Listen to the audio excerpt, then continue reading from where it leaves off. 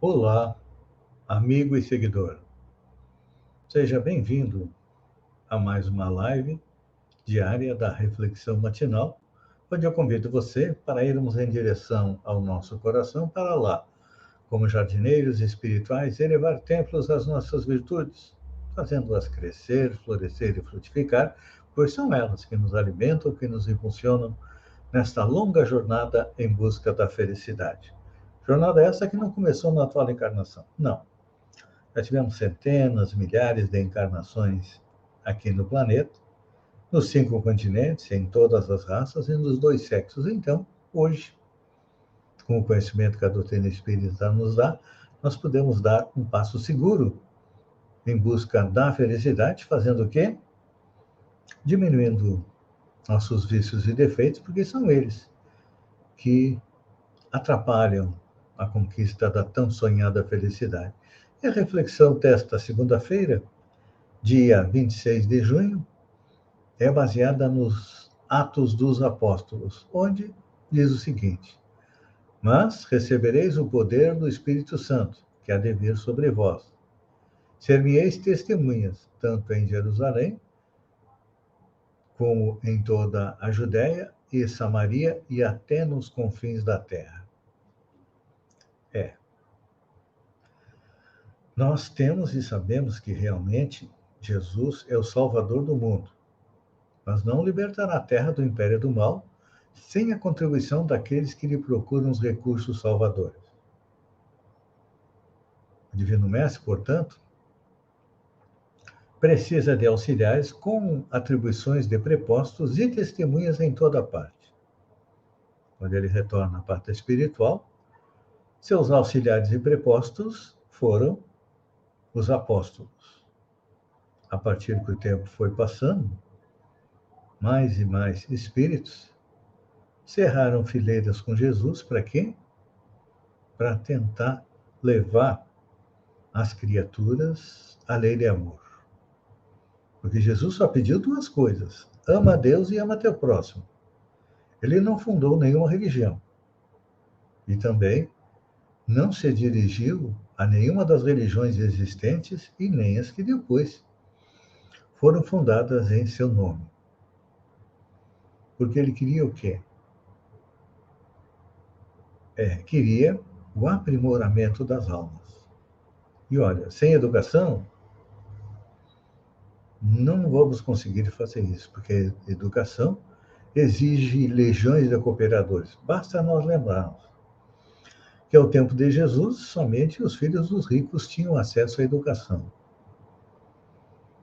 Os professores eram pagos a peso de ouro, ensinavam línguas, um pouco de ciências, porque naquela época a ciência era rudimentar, e fomos evoluindo, evoluindo, chegamos na Idade Média, também com pouca ou nenhuma educação. As universidades foram criadas depois da Idade Média, e chegamos ao século XX, onde há um boom, uma explosão da educação. Então, a partir do momento em que os espíritos vão se educando, eles vão compreendendo as leis que regem o universo, tanto físico quanto moral. Por isso que é necessário que hajam auxiliares que atuem como prepostos e testemunhas. Prepostos por quê? Porque precisamos anunciar que o materialismo não existe, que o espírito sobrevive à morte e que retorna ao mundo espiritual. Hoje em dia nós temos uma farta literatura nos esclarecendo como é que é a vida na espiritualidade. Então, hoje nós já temos condições de compreender que a vida não acaba com a morte, não. A morte só marca o nosso retorno à pátria espiritual.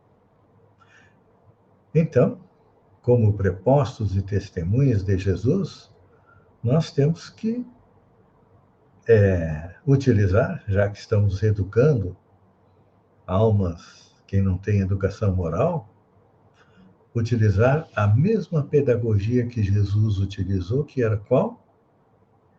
A pedagogia do exemplo. Então, não basta nós colocarmos no peito um crachá de auxiliar de Jesus, ou botar em redor do nosso pescoço um crachá também, dizendo quem nós somos. Não. É indispensável que sejamos aí emissários, embaixadores de Jesus. E como é que a gente pode ser um emissário, um embaixador? Um emissário embaixador leva as determinações do seu presidente, do seu chefe. E Jesus é um chefe para nós. Só que muitas vezes nós queremos obter bênçãos e favores do alto sem termos feito nada. Muita gente diz: aceita Jesus que está salvo. Aceitar Jesus é o primeiro passo. A salvação vem com o quê?